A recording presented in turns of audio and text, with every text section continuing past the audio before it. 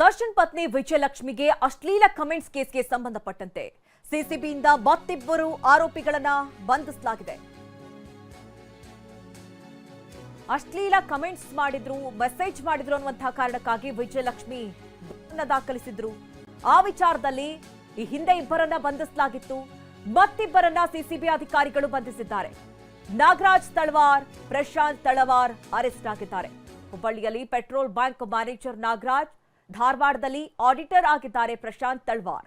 ಅಶ್ಲೀಲ ಕಮೆಂಟ್ ಕೇಸ್ನಲ್ಲಿ ಈಗ ಬಂಧಿತರ ಸಂಖ್ಯೆ 4ಕ್ಕೆ ಏರಿಕೆಯಾಗಿದೆ. ಈ ಹಿಂದೆ ಆಟೋ ಡ್ರೈವರ್ ಚಂದ್ರು ಬಂಧನವಾಗಿತ್ತು. ಜೊತೆಗೆ ದಾವಣಗೆರೆ ಎಂಜಿನಿಯರ್ ನಿತಿನ್ ಅರೆಸ್ಟ್ ಮಾಡಲಾಗಿತ್ತು. ಈಗ ಮತ್ತಿಬ್ಬರನ್ನ ಸಿಸಿಬಿ ಅಧಿಕಾರಿಗಳು ಅರೆಸ್ಟ್ ಮಾಡಿದ್ದಾರೆ, ವಿಚಾರಣೆಯನ್ನು ನಡೆಸ್ತಾ ಇದ್ದಾರೆ. ಸುಮಾರು 150ಕ್ಕೂ ಹೆಚ್ಚು ಕಮೆಂಟ್ಸ್ಗಳ ಸ್ಕ್ರೀನ್ ಶಾಟ್ಗಳ ಜೊತೆಗೆ 15 ಅಕೌಂಟ್ಗಳ ಡೀಟೇಲ್ಸ್ ಅನ್ನ ವಿಜಯಲಕ್ಷ್ಮಿ ಅವರು ಅಧಿಕಾರಿಗಳಿಗೆ ನೀಡಿದ್ರು. ಅವರೆಲ್ಲರಿಂದಲೂ ಕೂಡ ಕೆಟ್ಟ ಕಮೆಂಟ್ಸ್ ಬಂದಿದೆ, ಕೆಟ್ಟ ಅಶ್ಲೀಲ ಮೆಸೇಜ್ಗಳು ಬರ್ತಾ ಇದೆ ಅಂತ ಹೇಳಿ ಕ್ರಮ ಕೈಗೊಳ್ಳಬೇಕು ಅಂತ ಹೇಳಿ ಒತ್ತಾಯ ಕೂಡ ಮಾಡಿದ್ರು.